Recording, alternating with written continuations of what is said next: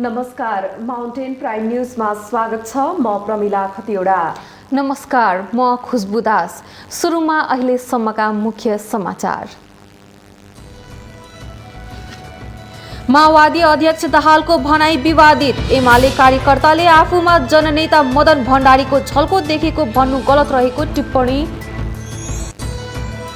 पूर्व राजा ज्ञानेन्द्र शाह भारत भ्रमणका क्रममा पूर्व राजालाई विशेष सम्मान। भ्रमणका गतिविधिलाई राजनीतिक कर्मीले हलुका ढङ्गले बुझ्नु गम्भीर गल्ती हुने विश्लेषण। वामपन्थी विरोधीहरूलाई सफल हुन नदिने प्रधानमन्त्री केपी शर्मा ओलीको भनाई। लोकतन्त्र र कम्युनिस्ट आन्दोलनका नाममा नक्कली कुरा गर्नेहरूको सल्बलाएकोमा चिन्ता व्यक्त। कोरोना संक्रमणको जोखिम देखाएर विद्यालय बन्द नगर्न केन्द्र सरकारलाई सरोकारवालाहरूको सुझाव। विद्यालय सञ्चालनको निर्णय स्थानीय सरकारले गर्नुपर्ने भनाई। रूपन्देहीको सैना मैना नगरपालिकाले सञ्चालन गरेको कृषक पाठशालाको तालिमले कृषकको क्षमता बढायो। तरकारी उत्पादन 5%ले बढायो। आफ्नो देशमा उत्पादित खोपको प्रभावकारिता कम रहेको चीनद्वारा स्वीकार। प्रभावकारिता बढाउनका लागि खोप समायोजनबारे विचार भइरहेको भनाई।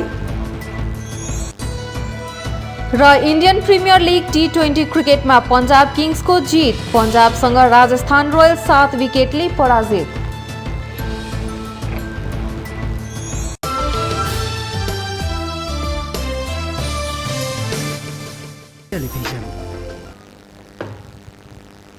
अब समाचार विस्तारमा। नेपालमा राजनीतिक कर्मीहरूले बोलेको विषय चर्चित हुनु सामान्य रूपमा लिने गरिएको छ, तर कतिपय भाषण भने विवादित समेत हुने गरेको छ। यस्तै पछिल्लो समय नेकपा माओवादी केन्द्रका अध्यक्ष पुष्पकमल दाहाल प्रचण्डले आफूलाई नेकपा एमालेमा जननेता मदन भण्डारीको झल्को देखेको अभिव्यक्ति सार्वजनिक गर्नुभयो। यो भनाइले फेरि एकपटक प्रचण्डलाई विवादित बनाइदिएको छ। यसले फेरि पनि राजनीतिक स्वार्थका लागि प्रचण्डले जुनसुकै बेला जे पनि बोल्न सक्ने स्वभाव देखिएको समेत आरोप लागेको छ। आफ्नो बोली र राजनैतिक अडानमा कायम रहन नसक्ने राजनेताका रूपमा नेपालमा परिचित नाम हो पुष्पकमल दाहाल प्रचण्ड। कुन बेला के बोल्ने र कति बेला आफैले अघिल्लो पटक बोलेको कुरालाई खण्डन गर्ने, अर्को अभिव्यक्ति दिने शैलीलाई प्रचण्डकै निकटस्थहरूले समेत अन्दाज गर्न सक्दैनन्। त्यसमाथि पछिल्लो राजनैतिक घटनाक्रममा प्रचण्डले उठाएका कदम र सार्वजनिक रूपमै जारी अभिव्यक्तिकै कारण पछिल्लो समय उहाँ बढी चर्चामा रहेको पाउन सकिन्छ।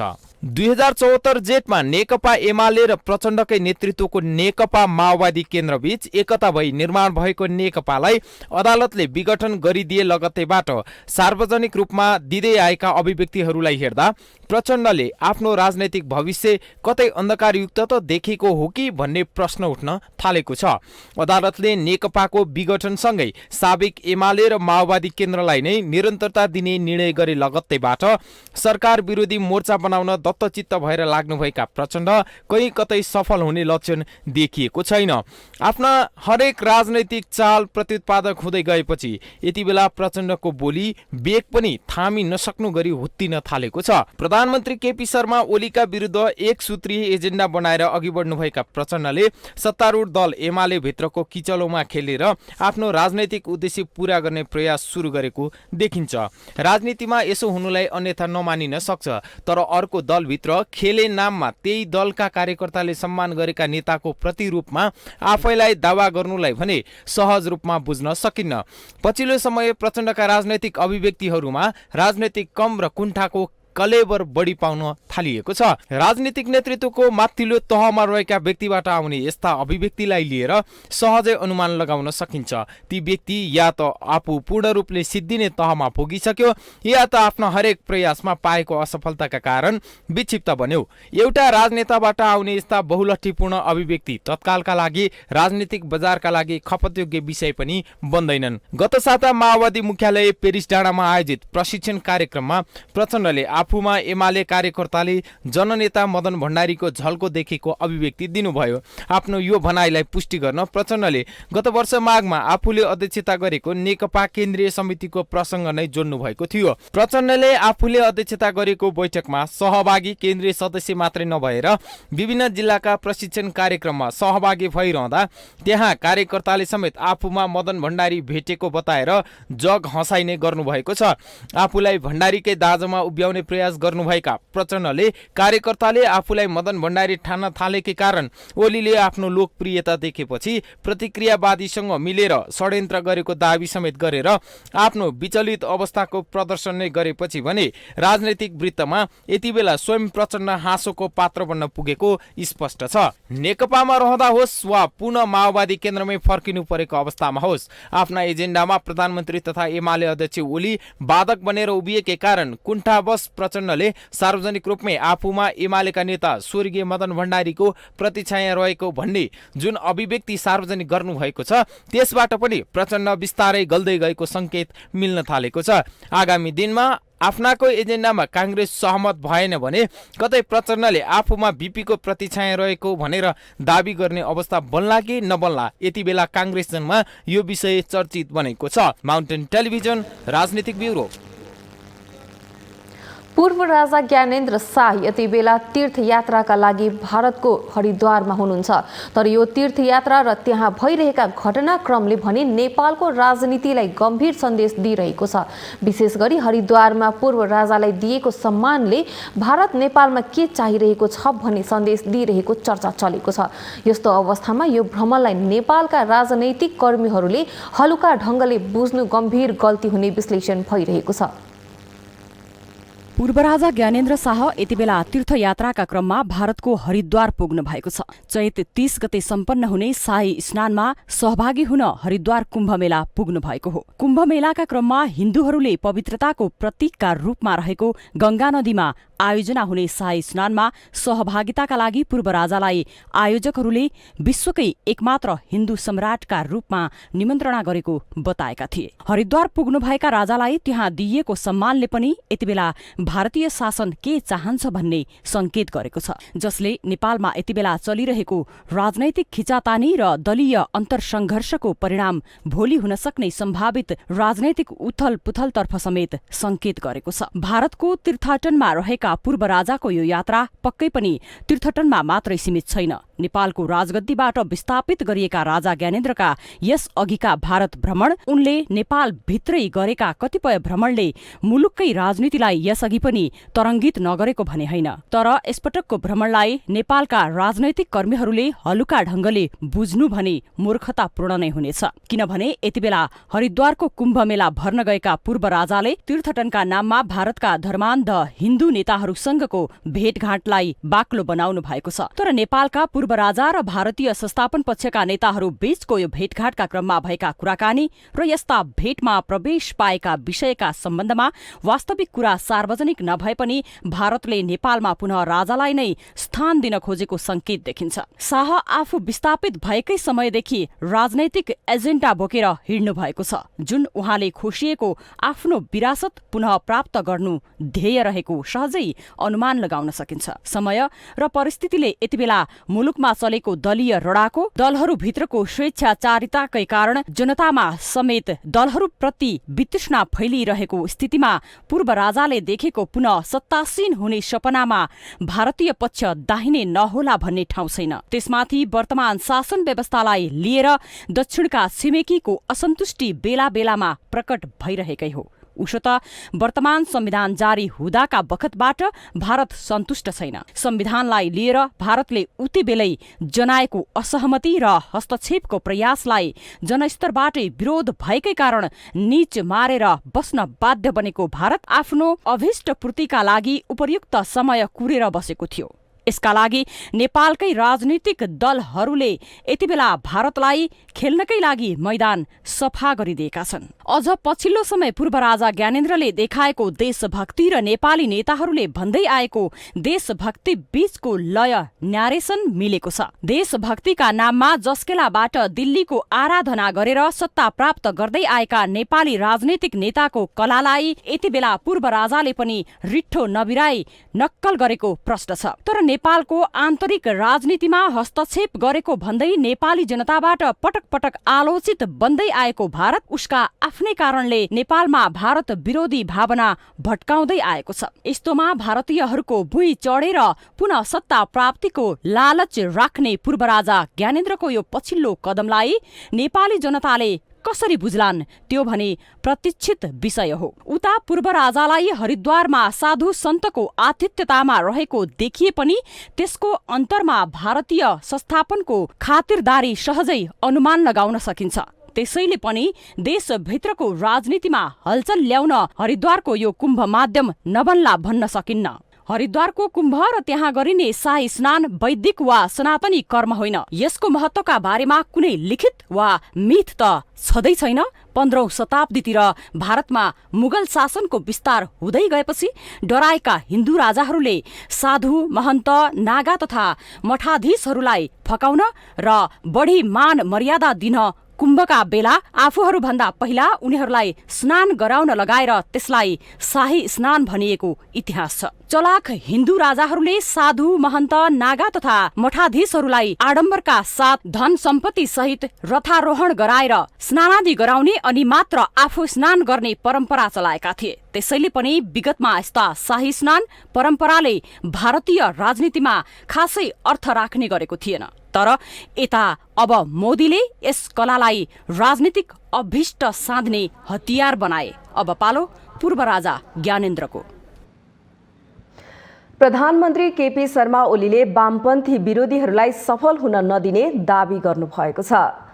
नेपाल उत्पीडित जातीय मुक्ति समाजको राष्ट्रिय भेलालाई सोमबार काठमाडौँमा सम्बोधन गर्दै प्रधानमन्त्री ओलीले लोकतन्त्र र कम्युनिस्ट आन्दोलनका नाममा नक्कली कुरा गर्नेहरूलाई सफल हुन नदिने दावी गर्नुभएको हो।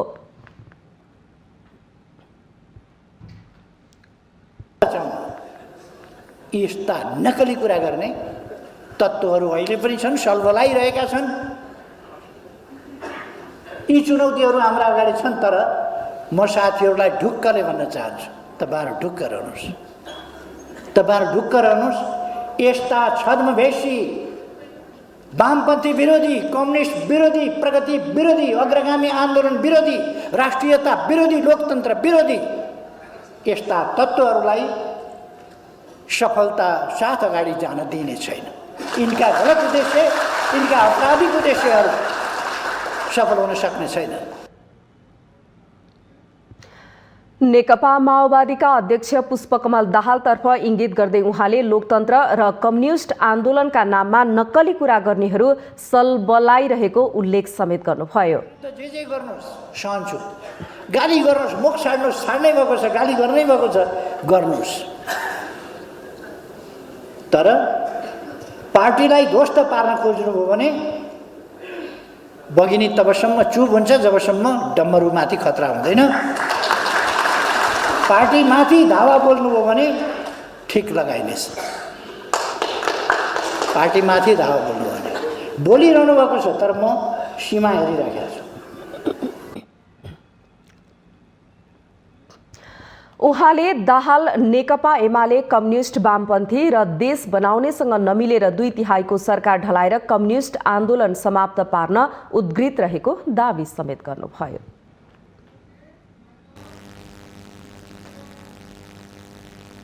नेपाली कांग्रेसका सांसद प्रदीप गिरीले राष्ट्रिय सहमतिका साथ अगाडि बढ्नुपर्ने बताउनु भएको छ। सोमबार प्रतिनिधि सभाको बैठकमा बोल्दै सांसद गिरीले संविधान बचाउनका लागि राष्ट्रिय सहमतिका साथ अगाडि बढ्न आवश्यक रहेको बताउनुभयो।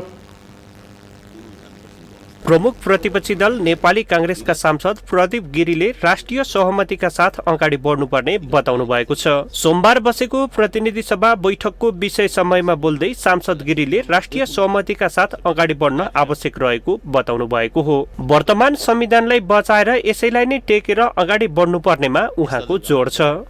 राष्ट्रिय सहमतिका लागि आह्वान गर्न चाहन्छु। बाहिरका सब कुरा आइराखेका छन्। को प्रधानमन्त्री बन्ने भन्ने कुरा प्रधानमन्त्री मानव सडकमा फ्याँकिएको छ। शेरबहादुरजीदेखि मोहन ठाकुरदेखि सबै प्रचण्डदेखि वर्तमान प्रधानमन्त्री चिरञ्जीवी प्रधानमन्त्री भइहाल्नु कुरा आएको छ। प्रश्न सरकारको होइन, सरकारको नेतृत्व कसले गर्छ भन्ने होइन। पहिलो प्रश्न जवाब दिनुहोस्, यो संविधानलाई बचाएर यसैमा हामी टेकेर अगाडि बढ्ने हो अथवा यसलाई 2047 सालको जस्तै बिजोग गर्ने हो। त्यस्तै माओवादी केन्द्रका सांसद गजेन्द्र बहादुर महतले सरकारले राष्ट्रवाद देखाएर चुच्चे नक्सा गायब पारेको आरोप लगाउनुभयो। सरकारले एक थोक देखाएर अर्कै थोक काम गरेको उहाँको आरोप छ। मेलम्ची देखाएर पेट्रोल र डिजलको भाउ बढेको छ। मेलम्चीलाई देखाएर सहयोग महोदय, धरहरालाई देखाएर यहाँ डन्डी र सिमेन्टको भाउ बढिएको छ सहयोग महोदय। अब त्यसरी देखाइएको छ। विकास र समृद्धि देखाएर नुन तेल चामल र दालको मूल्य बढाएर जनताको ढाड सिकिएको छ सहयोग महोदय। पार्टीभित्रको झगडा देखाएर संसदको ढाडै माची सहयोग महोदय। कोरोना देखाएर यहाँ के गरे भने यो ऋणले जनता डुबाइसक्यो सहयोग महोदय है। अब यहाँ राष्ट्रवाद देखाएर यहाँ चुच्चे नक्सा पनि गायब पारिसक्यो सहयोग महोदय। त्यस्तै गरी नेकपा एमालेका सांसद खगराज अधिकारीले अमेरिकी सहयोग परियोजना मिलेनियम च्यालेन्ज कर्पोरेसनलाई तत्काल संसदको बिजनेस बनाएर छलफलमा ल्याउन माग गर्नुभयो। अरू कुरा त कार्यव्यवस्था पनि कहिलेकाहीँ कुरा हुन्छ। यो एमसिसी राष्ट्रिय हित अनुकूल बनाइन्छ सत्ता बाहिर हुँदा। सत्ताको निम्ति यसलाई जुवाको खालमा राखे चाहिँ गरिन्छ। यो संसदमा 3 वर्ष 4 वर्ष कति वर्षसम्म लड्काउने यो सभा महोदय। यो एमसिसी तुरन्त बहसको विषय बनाइयोस् र संसदको व्यवसाय बनाइयोस् या बिजनेस बनाइयोस् र संसदको विषय बनाइयोस् भन्ने जोरदार माग राख्न चाहन्छु। प्रतिनिधि सभाको बैठकमा सत्ता पक्षका सांसदले सरकारको खुलेर बचाउ गरेका थिए भने प्रतिपक्षी दलहरूले सरकार तथा प्रधानमन्त्रीको विरोध गरेका थिए। प्रतिनिधि सभाको अर्को बैठक वैशाख 7 गते दिउँसो 1 बजे पुनः बस्नेछ। माउन्टेन टेलिभिजनका लागि संसद ब्युरोको रिपोर्ट। नेपाली कांग्रेस केन्द्रीय कार्यसमितिको बैठक स्थगित भएको छ। वरिष्ठ नेता रामचन्द्र पौडेलका माइला भाइ गोविन्दराज पौडेलको चितवनमा निधन भएका कारण बैठक स्थगित गरिएको हो। कांग्रेसका मुख्य सचिव कृष्ण पौडेलका अनुसार आजको बैठकमा क्रियाशील सदस्यता वितरण तथा नवीकरणको तथ्याङ्क केन्द्रमा पठाउने समय थपबारे छलफल गर्ने लगायतका एजेन्डा तय भएको थियो। तर पौडेलको निधनका कारण बैठक स्थगित गरिएको हो। स्थगित बैठक वैशाख 5 गते बस्ने बताइएको छ।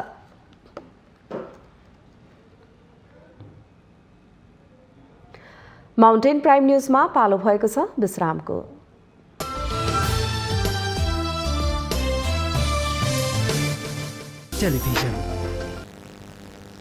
विश्रामपछि स्वागत छ। अब बाँकी समाचार। केही दिनदेखि कोरोना भाइरसको संक्रमणको जोखिम बढ्दै गएको छ। यस्तो अवस्थामा स्कुल कलेजहरू कसरी सञ्चालन भइरहेको छ? अभिभावक, शिक्षक तथा विद्यार्थीहरू के भन्छन् त? हाम्रा सहकर्मी बटुकराज गिरीले उपत्यकामा रहेका केही स्कुल तथा कलेजमा गएर सोध्नु भएको छ। विश्वव्यापी रूपमा फैलिएको कोरोना भाइरस केही दिन यता संक्रमणको दर बढेको छ। आम विद्यार्थीहरू, अभिभावक, शिक्षकहरू के भन्छन्? विद्यालयहरू कसरी सञ्चालन गर्नुपर्दछ? उहाँहरूको भनाइ के छ त? हामी आम शिक्षक, अभिभावक र विद्यार्थीहरूको भनाइ तपाईहरूको माझ जस्ताको तस्तै राख्न गइरहेका छौँ। अब यो जुन सन्दर्भ छ, अब यो पेन्डेमिक सिचुएसन कोरोना आफैमा पनि जुन हामीले प्रिडिक्ट नगरेको तरिकाले आएको छ, यसको बारेमा हामीले सामान्य रूपमा चाहिँ लिएर स्कुल चलाउनै पर्छ, बन्दै गर्नुपर्छ भन्ने दुईवटा धार भन्दा पनि यसलाई अब कुन गर्दा बेटर हुन्छ, के गर्दा सजिलो हुन्छ, सहज हुन्छ? अहिले त खै भन्न त उपयुक्तै जस्तो छ, तर पनि अब हाम्रो बच्चाहरूको हेरेको त भन्नै सकिँदैन कि भन्न गर्नुपर्छ भन्न पनि सकिँदैन। अब त्यही हो, भन्न गर्नुपर्छ भन्ने चाहिँ सकिँदैन।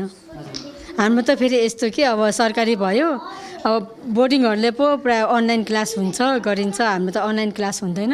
अहिले तत्कालकै हिसाबले अब यो सावधानीको हिसाबले 1 हप्ता भनेको छ। 1 हप्ता को लागि होला जस्तो लाग्छ मलाई हैन। त्यसैले पछि सिनेरियो के हेरेर या बन्द गर्ने या खोल्ने भन्ने होला। कुलबहादुर नेपाली। ल धन्यवाद। डर त लाग्छ हैन सर। डर चाहिँ अब बच्चाहरूलाई ल्याउँदा एउटा बच्चालाई भयो भने अरूलाई पनि हुन्छ। तर अब सरकारले पनि यो त सरकारी विद्यालय पर्यो अनि विद्यालय बन्द गर्नु भने शिक्षा मन्त्रालयबाट अब आदेश पनि छैन। त्यसको पनि हामीले पालना गर्नुपर्छ। जस्तै लकडाउन गरेर पुरै विद्यालय बन्द गर्ने आर्थिक कुरा चौपट गर्ने गर्दा देश पनि चल्दैन। अब मान्छेको जीवनस्तर पनि बिग्रिँदै जान्छ। अब धेरै कुरा बिग्रिसकेको छ। त्यसो भए हुनाले सबभन्दा राम्रो कुरा चाहिँ सुरक्षाको मापदण्ड एकदम कडा रूपमा पालन गर्नु पर्यो र त्यस अन्तर्गत कक्षाहरू पनि चलाउने जानुपर्छ भन्ने मेरो व्यक्तिगत धारणा छ। किनभने मैले अब झन् बढ्दै गयो भने त हामीले बन्द गर्दै ठिक हुन्छ। अब ठिकै अब अहिले थोरै छ केटा बच्चाहरूमा धेरै सङ्क्रमण बढिरहेको छ। बच्चाहरूमा धेरै जस्तो अहिले बच्चाहरूमा धेरै बढेको हुनाले चाहिँ अब स्कुलमा चाहिँ अलिकति कोरोनाको सुरक्षा अपनाउनु गर्नुपर्छ जस्तो चाहिँ लाग्दैन। किनभने विद्यार्थीहरूलाई असर पर्छ। एक वर्षले गर्दा पनि कति ह्याम्पर हुन्छ विद्यार्थीको लागि। अब नपढिकन अब यस्तै गरेर लकडाउन गर्ने हो भने त अर्को वर्ष नि फेरि पढ्नुपर्ने अवस्था हुन्छ। अब 4 महिना सबै 1 वर्षमा पढ्ने बुक सकाउनु पर्ने छ। यसमा चाहिँ हामीले दुईटाले हेर्नुपर्छ। फर्स्ट अफ अल हाम्रो एजुकेसनमा चाहिँ हाम्रो भर्खर लाग्न थालेको छ। हाम्रो अनलाइनबाट अहिले लाग्दाखेरि लेक्चर्सको क्वालिटी डेफिनेटली बेटर छ। सो अहिले अनलाइनमा शिफ्ट भयो भने हाम्रो पढाइ चाहिँ अलि नराम्रो हुन्छ। तर फेरि अर्को हेल्थ पर्सपेक्टिभमा हेऱ्यौँ भने फेरि हाम्रो अब हेल्थ पर्सपेक्टिभमा चाहिँ डेफिनेटली अहिले लकडाउन भयो भने सबैलाई हेल्थ राम्रो हुन्छ। बन्द गर्नको लागि मात्र बन्द नगर्योस् र वैकल्पिक उपाय अपनाएर शिक्षा कसरी दिन सकिन्छ भन्नेमा पनि जोड दिनु अहिलेको आवश्यकता हो। क्यामेरामा विवेक श्रेष्ठका साथमा बटुक राजगिरी, काठमाडौँ। कोरोना संक्रमणको जोखिम देखाएर विद्यालय बन्द नगर्न सरकारवालाहरूले केन्द्र सरकारलाई सुझाव दिएका छन्। शिक्षा मन्त्रालयले सोमबार आयोजना गरेको छलफलमा सरकारवालाहरूले विद्यालय बन्द नगर्न केन्द्र सरकारलाई सुझाव दिएका हुन्। सहभागीहरूले विद्यालय खोल्ने कि बन्द गर्ने भन्ने निर्णय गर्ने जिम्मा स्थानीय सरकारलाई दिनुपर्ने बताएका छन्। कतिपयले स्वास्थ्य सुरक्षाका मापदण्ड अपनाउन र वैकल्पिक सिकाइको सुनिश्चितता गर्न पनि सुझाएका छन्। छलफलमा आएका सुझावहरूलाई जस्ताको तस्तै सरकार समक्ष पुर्याउने र मन्त्री परिषदबाट आवश्यक निर्णय हुने मन्त्रालयका अधिकारीहरूले बताएका छन्।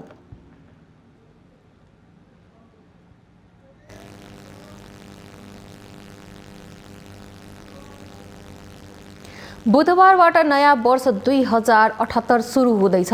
विगतमा नयाँ वर्षको स्वागतका लागि ठमेल लगायत अन्य पर्यटकीय क्षेत्रमा हुने तामझाम यस पटक प्राय शून्य छ। कोरोना जोखिमका कारण गत वर्ष झैँ यस वर्षको नयाँ वर्ष स्वागतका लागि कुनै तयारी भएको पाइएको छैन।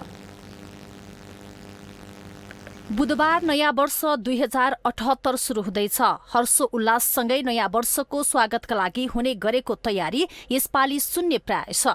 नयाँ वर्षमा विभिन्न स्थानमा हुने गरेको गीत संगीत र भोज भतेर यसपालि नहुने स्पष्ट भइसकेको छ। छिमेकी मुलुक भारतमा कोरोना संक्रमितको संख्या बढेसँगै नेपालमा पनि जोखिम बढ्दै गएको अवस्थामा 2078 को नयाँ सालको पूर्व सन्ध्यामा आन्तरिक तथा बाह्य पर्यटकको गतिविधि शून्य छ। पहिला त धेरै भिडभाड हुन्थ्यो होइन, अहिले चाहिँ कमै छ, यही कम छ। खासै त्यस्तो भिडभाड छैन र गभर्मेन्टले नै भिडभाड नगर्नु भन्ने कुरा छ। हाम्रो त्यस्तो भिडभाड छैन, अलिअलि मात्रै छ। प्रोग्राम राख्यौँ त्यतिखेर चाहिँ एकदमै बुकिङहरू पहिले हुन्थ्यो, ट्राभल एजेन्सी थियो प्लस नेपालीहरू पनि होइन। तर यसमा चाहिँ त्यस्तो छैन। तैपनि हामीले चाहिँ अलिअलि रिपेयर चाहिँ गरेको छ। को वर्ष त यो कोरोनाको कारणले गर्दाखेरि अब यही देखिहाल्नु भएको छ। न हामीले फरेनर देख्न पाएको छौँ ठमेलमा, न केही नै छ, न तामझाम केही पनि छैन। ठमेल पनि हो र भन्ने, ठमेल पनि यस्तो हुन्छ र भन्ने जस्तो फिल भइरहेको छ। केही पनि छैन, सब सुनसान अहिले। अघिल्लो वर्ष अब न्यू इयरहरू भनेपछि यो स्ट्रिट ठमेल स्ट्रिटहरूमा कहिले फुडहरूको यो राखिरहेको हुन्थ्यो, कहिले कुनै हरेक ठाउँबाट हरेक सेक्टरबाट जस्तो रेस्टुरेन्टबाट एउटा ट्राभलहरूबाट डिफ्रेन्ट प्रोग्रामहरू हुने अथवा केही न केही अलिकति रमझम देखिन्थ्यो। अहिले त अब छैन, न न्यू इयर भएको छ न केही भएको छ। अहिलेको तुलनामा न गेस्टहरू आउने छ। पहिला चाहिँ बाहिरबाट गेस्टहरू आउनुहुन्थ्यो यसो घुम्नलाई। न्यू इयर भनेर न्यू इयर मनाउनलाई अहिले त अब त्यो पनि सिचुएसन छैन। नयाँ वर्षमा नेपाल घुम्न आएका पर्यटक र आन्तरिक पर्यटकले पर्यटक क्षेत्र भरिभराउ हुने गर्दथ्यो। तर कोरोनाको त्रासका कारण नेपाल घुम्न आउने पर्यटकहरूको संख्या न्यून छ। सन् 2019मा विभिन्न देशहरूबाट 11 लाख भन्दा बढी पर्यटक नेपाल भित्रिएका थिए भने 2020मा 2,30,000 मात्र पर्यटक नेपाल आएको तथ्याङ्क छ। अघिल्लो वर्षभन्दा 80%ले पर्यटक आगमनमा कटौती भएको देखिएको छ। पर्यटकहरूको आगमन विश्वव्यापी रूपमा फैलिएको कोरोना प्रकोपका कारणले यसमा नकारात्मक असर परिरहेको अवस्था छ।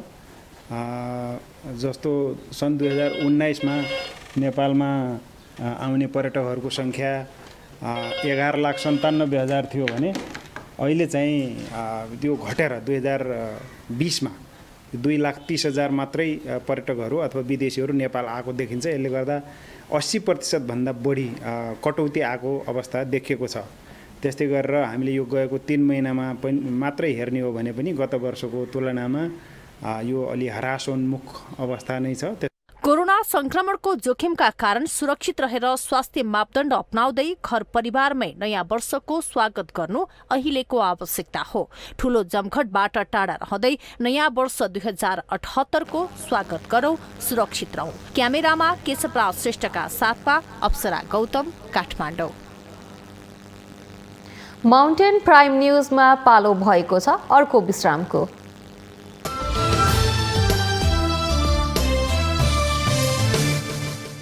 टेलिभिजन विश्रामपछि स्वागत छ। अब बाँकी समाचार। खानेपानीको अभाव भएपछि सुनसरीको धरानका स्थानीय आन्दोलित भएका छन्। यसअघि नेपाल खानेपानी संस्थान धरान शाखाको सम्पत्ति तथा दायित्व धरान खानेपानी व्यवस्थापन बोर्डमा ल्याएपछि सहज रूपमा खानेपानी वितरण गर्ने दावी गरिएको थियो। तर बोर्डको व्यवस्थापकीय कमजोरीका कारण खानेपानी वितरण प्रभावकारी हुन नसकेसँगै यति बेला स्थानीय आन्दोलित बनेका हुन्। सुनसरीको धरानमा खानेपानी समस्या समाधानको प्रयास भए पनि खानेपानी वितरण कार्य प्रभावकारी हुन सकेको छैन। गत फागुन 17 गते नेपाल खानेपानी संस्थान धरान शाखाको सम्पत्ति तथा दायित्व धरान खानेपानी व्यवस्थापन बोर्डमा ल्याएपछि खानेपानी समस्या समाधान हुने बोर्डको दावी थियो। तर खानेपानी संस्थान बोर्डमा संलग्न गरेको 42 दिन बितिसक्दा समेत सहज रूपमा खानेपानी वितरण हुन सकेको छैन। नआएपछि त त्यो भन्नु कस्तो समस्या भन्नु होइन। पानी नआएपछि त पहिला अब तपाईँको एडिबी नहुँदाखेरि बरु पहिलाको पानीले चाहिँ हामीलाई 2 दिनमा एकचोटि दिँदाखेरि पनि हामीलाई पानी हल्का फुल्का पुगिरहेको थियो। हामीले जाको पानी किनेर खानुपर्ने आवश्यकता परेको थिएन। जे भए पनि जनताले सहुलियत मूल्यमा यो धराने जनतालाई पानी हुनु पर्यो र उहाँहरूले चाहिँ केही न केही यो दीर्घकालीन पानीको लागि चाहिँ उहाँले हामीलाई सल्लाह दिनु पर्यो। त्यति सल्लाह दियो भने यसलाई कार्यान्वयन गरेर जानुपर्छ र धराने जनतालाई पानी चाहियो, पानी खुवाउनुपर्छ। वितरण प्रणाली व्यवस्थित भइ नसकेको र संस्थाले वितरण गरेका इनारहरू मर्मत गर्नुपर्ने भएकाले पानीको आपूर्तिमा अझै केही दिन समस्या हुने बोर्डले जनाएको छ।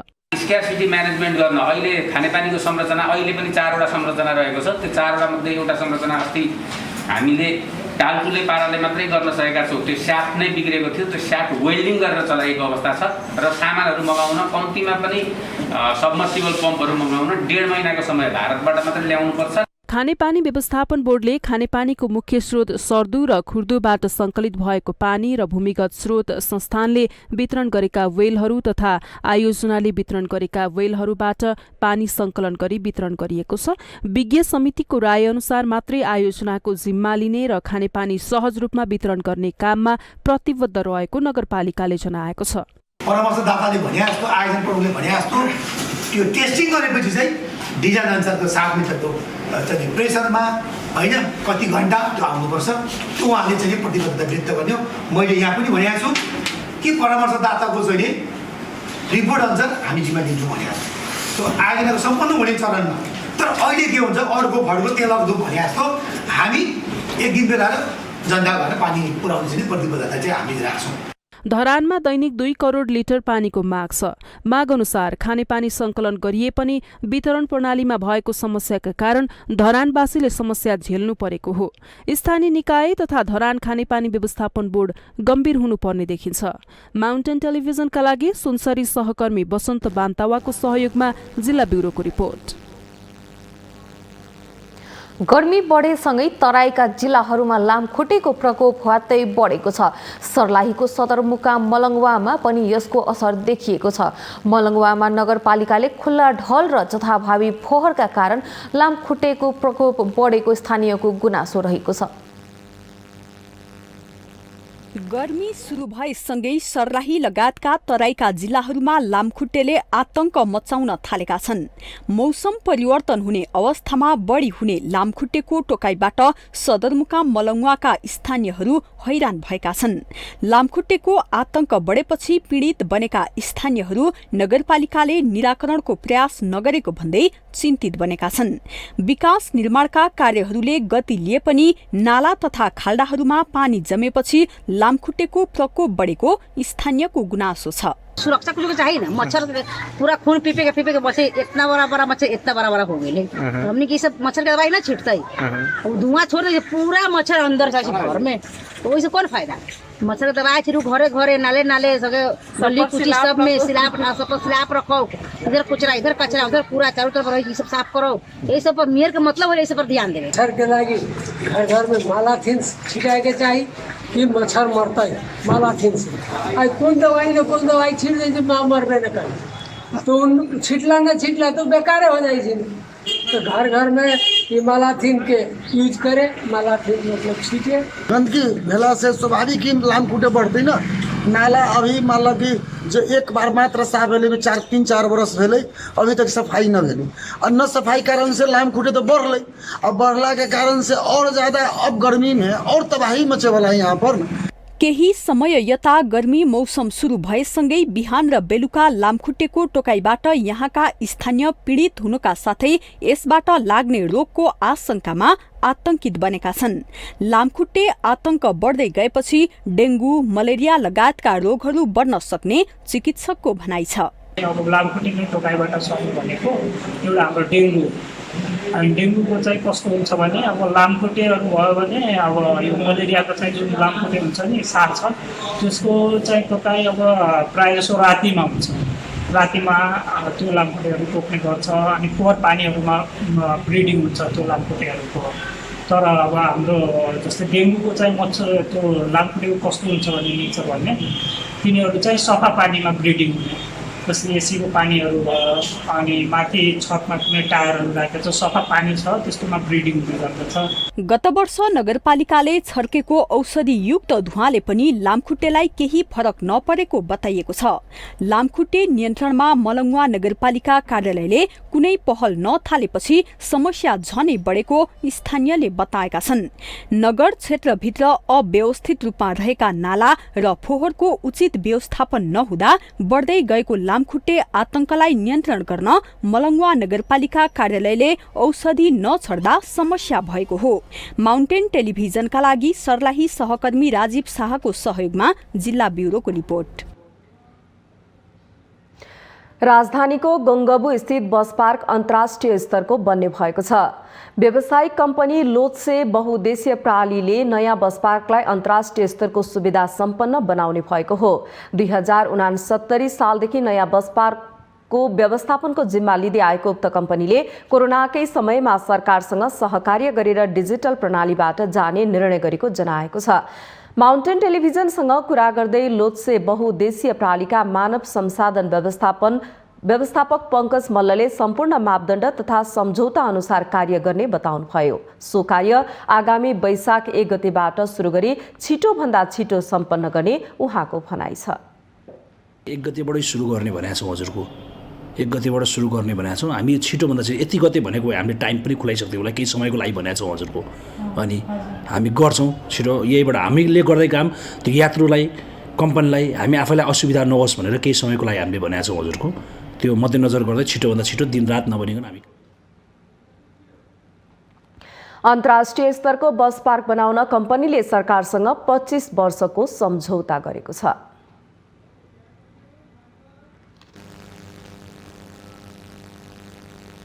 नवलपुरको बर्दघाट सुस्तापूर्व कावासोती नगरपालिका 1 मा रहेको पोखरी ताल पर्यटकको पर्खाइमा रहेको छ। धार्मिक किंवदन्ती रहेको तालको पूर्वाधार निर्माणको क्रम अघि बढेसँगै पर्यटकीय गन्तव्य बन्ने विश्वास लिएको हो। बर्दघाट सुस्तापूर्व नवलपुर जिल्लाको कावासुती नगरपालिका 1 मा रहेको पोखरी ताल यति बेला पर्यटकको पर्खाइमा रहेको छ। तत्कालीन समयमा पाल्पाका राजा मणि मुकुन्द सेन नवलपुरमा शिकार गर्न आउँदा पोखरीमा पानी खाने गरेको र शिकार खेल्दा अप्ठ्यारो नहोस् भनी पोखरी नजिकै महाराजा मन्दिरको स्थापना गरी दर्शन गर्ने गरेको किम्वदन्ती छ। यस क्षेत्रको संरक्षणका लागि 2062 सालमा पोखरी संरक्षण समिति गठन गरेर काम हुँदै आएको छ। संरक्षण र पूर्वाधार निर्माणको लागि संसद कोषबाट 50 लाख, वैदेशिक रोजगारमा गएकाहरूबाट 40 लाख, पश्चिमाञ्चल सिँचाइ डिभिजन कार्यालयबाट 40 लाख र कावासुती नगरपालिकाबाट बजेट विनियोजन गरी डिपिआर तयार गरी निर्माण कार्य अगाडि बढाइएको छ। कावासुती खानेपानी तथा सरसफाइ उपभोक्ता संस्थाको तर्फबाट 31 लाख रुपियाँ चाहिँ लगानी भयो। तत्पश्चात यहाँका स्थानीय किसानहरूबाट हामीले चाहिँ 11 लाख रुपियाँ चाहिँ लगानी गऱ्यौँ। त्यसपछि चाहिँ पश्चिमाञ्चल सिँचाइ डिभिजन कार्यालयबाट लगभग चाहिँ 40-50 लाख रुपियाँ त्यहाँबाट लगानी भएको छ। अनि साथसाथै नगरपालिका अन्तर्गत EFLG कार्यक्रम सञ्चालन थियो। उक्त कार्यक्रमबाट चाहिँ 50 लाख रुपियाँ जति लगानी भयो र अहिले आएर प्रदेश सरकारको तर्फबाट 40 लाख रुपियाँ र चाहिँ संसद विकासको सङ्घीय संसद विकास कोषबाट 50 लाख रुपियाँ गरेर अहिले हामीले त्यसरी बाह्य शुल्क पनि जुटेको छ। पूर्वाधार निर्माण अन्तर्गत वनभोजका लागि बस्ने टहरा र प्रतीक्षालय, बगैँचामा गैँडा, बाघ र सहितको शालिग निर्माण भइसकेको छ। संरचना सम्पन्न भएपछि होमस्टे तथा होटल व्यवसायबाट स्थानीयको आय आर्जनको स्रोत बन्ने विश्वास गरिएको छ। यहाँ खासै बिजनेस व्यापार त त्यही होमस्टेहरू अनि त्यसपछि गएर हजुरको आउने जाने पर्यटकहरूबाट त्यो एउटा फाइदा। अर्को यो पोखरीमा पानी जम्मा भइसकेपछि जुन कृषकहरू कहाँ पानी जान्छ, जुन आउटलेट तयार भएको छ, त्यसले तरकारी खेती हिउँदे बालीहरूलाई चाहिँ बढी फाइदा चाहिँ पुग्छ। गुरुयोजना अनुसार 1 अर्ब 3 करोड लगानीमा तालमा पार्क र वनभोज स्थल निर्माण गर्नका लागि डिपिआर तयार गरिएको हो। ऐतिहासिक तालको संरक्षण र प्रवर्धन गर्न सके जिल्लाकै प्रमुख गन्तव्यको रूपमा यसलाई विकास गर्न सकिने देखिन्छ। माउन्टेन टेलिभिजनका लागि नवलपुर सहकर्मी लालकुमार भट्टराईको सहयोगमा जिल्ला ब्युरोको रिपोर्ट। दर्शकवृन्द, भर्खरै प्राप्त जानकारी अनुसार यतिखेर दोलखामा यात्रुवाहक जीप दुर्घटनामा परेको छ। दुर्घटना हुँदा 4 जनाको मृत्यु भएको जानकारी आएको छ भने 17 जनाभन्दा बढी घाइते भएको जानकारी पनि आएको छ। सोमबार राति सिन्धुपाल्चोकबाट दोलखाको बिगु गाउँपालिका जाँदै गरेको प्रदेश नम्बर 3 01-023 तथा 7580 नम्बरको जीप दुर्घटनामा परेको र सो दुर्घटनाको बारेमा जानकारी दिनको लागि, विस्तृत जानकारीको लागि यतिखेर हामी बिगु गाउँपालिका दोलखाका प्रमुख युधिष्ठर खड्कासँग कुराकानी गर्नेछौँ। खड्काज्यू, यहाँलाई स्वागत छ। हजुर, धन्यवाद। हजुर, भर्खरै प्राप्त जानकारी अनुसार दोलखामा जीप दुर्घटना भएको जानकारी प्राप्त भएको छ। त्यहाँको विस्तृत जानकारी गराइदिनुहोस्, के भएको? बिगु गाउँपालिका वार्ड नम्बर 3 का वडा अध्यक्ष लगायत 22 जना सिन्धुपाल्चोकको ताजा पानी नआउने भनेर जानुभएको रहेछ। हजुर, उहाँहरूको फर्कने क्रममा बिगु गाउँपालिका आइसकेपछि बिगु गाउँपालिकाको वार्ड नम्बर 4 सिंगटी बजारबाट करिब 3 किलोमिटर माथि गाडी दुर्घटना परि 4 जनाको घटनास्थलमा मृत्यु, 3 जना महिला, 1 जना पुरुष र 18 जना घाइते। घाइते सबै काठमाडौँ रिफर गरेको छ। एकजना वडा अध्यक्षज्यू निकै चिकित्सक बिरामी हुनुहुन्छ, उहाँको टाउकोमा चोट छ। हजुर, घाइतेहरूको अवस्था कस्तो छ? उहाँहरूलाई अस्पताल लगिसकेको अवस्था छ कि छैन? सबैजनालाई अस्पताल लगिसकेको छ। सबै काठमाडौँ तत्कालै 9वटा एम्बुलेन्समा उहाँहरू सबैलाई काठमाडौँ कोही ट्रमा सेन्टरमा, कोही बिआइएनबी सबमा हस्पिटलमा हुनुहुन्छ। हजुर, यो दुर्घटनाको कारण चाहिँ के देखिएको छ? त्यसको अब कारण पत्ता लाग्न सकेको छैन। हामी त्यसको गर्दैछौँ, पत्ता लगाउँदैछौँ। हजुर, दुर्घटना भएको स्थान चाहिँ कस्तो रहेको छ? यो ड्राइभरहरूको लापरवाहीले भएको हो कि भौगोलिक बनोटका आधारमा चाहिँ यस्ता दुर्घटना भएको छ? भौगोलिक बनोट पनि अप्ठ्यारो थियो। अप्ठ्यारो पार गरिसकेपछि सजिलै मात्रै दुर्घटना भयो। हजुर, यसभन्दा अगाडि पनि दुर्घटना भएका थिए कि यो नै पहिलोचोटिको घटना हो? योभन्दा पहिला पनि त्यो बाटोमा 2टा बोलेरो दुर्घटना भएको थियो। हस् खड्काज्यू, जानकारीको लागि धेरै धेरै धन्यवाद। दर्शकवृन्द, सिन्धुपाल्चोकमा तातो पानी नुहाउन जाने क्रममा यतिखेर दोलखामा यात्रुवाहक जीप दुर्घटना भएको छ र सो दुर्घटनामा 4 जनाको मृत्यु भएको खबर प्राप्त भएको छ भने 18 जनाभन्दा बढी घाइते भएको हामीलाई जानकारी दिनुभएको छ बिगु गाउँपालिका दोलखाका प्रमुख युधिष्ठिर खड्काले। दर्शकवृन्द, माउन्टेन प्राइम न्युजमा पालो भएको छ विश्रामको।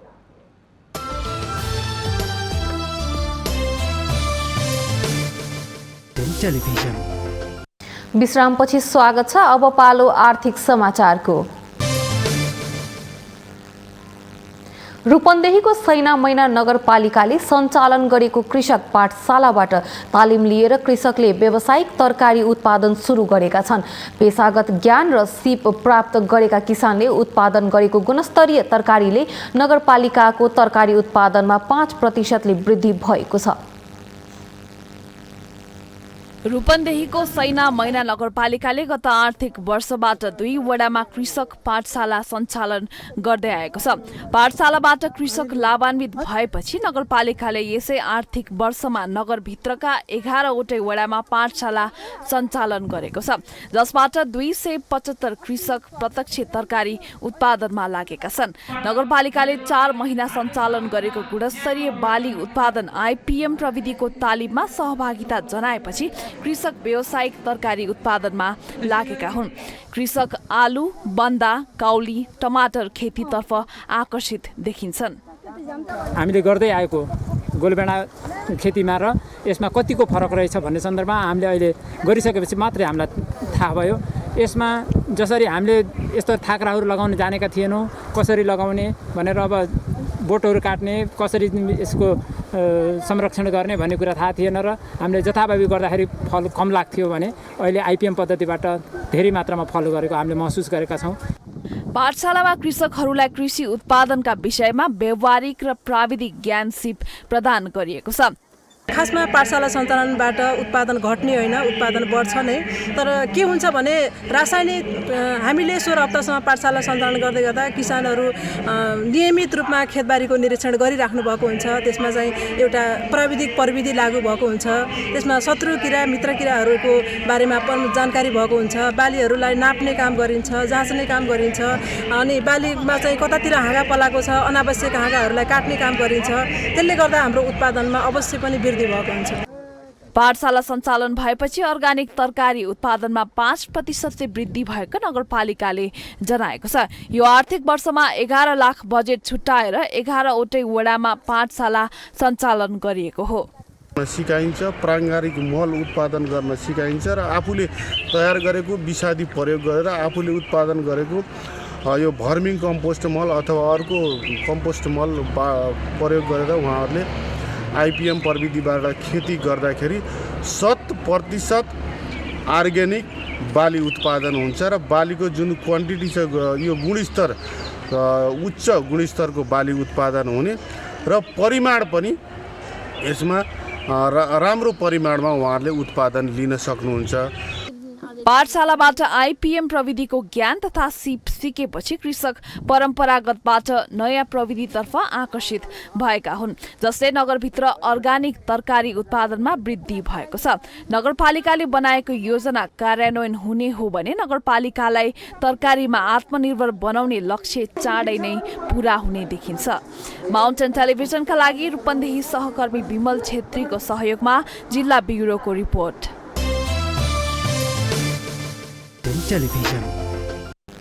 यो सँगै हामी माउन्टेन प्राइम न्युजको अन्त्यमा आइपुगेका छौँ। जाँदै मुख्य समाचार पुनः एकपटक।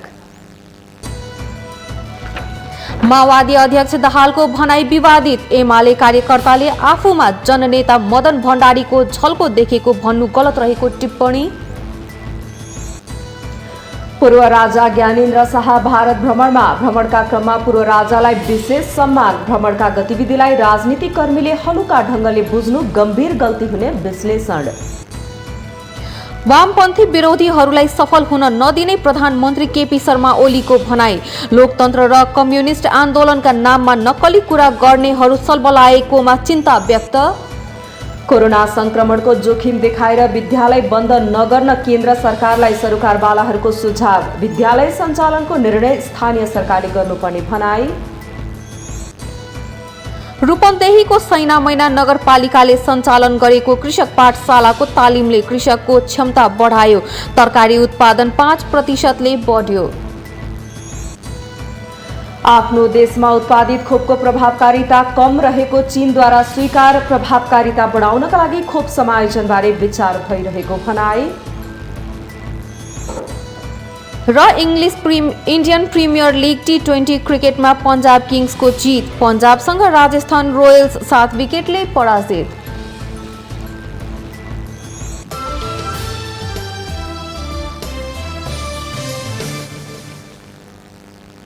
माउन्टेन प्राइम न्यूज अहिलेलाई यति नै। सत्य, तथ्य र निष्पक्ष समाचारको लागि हेर्दै रहनुहोला माउन्टेन टेलिभिजन। नमस्कार।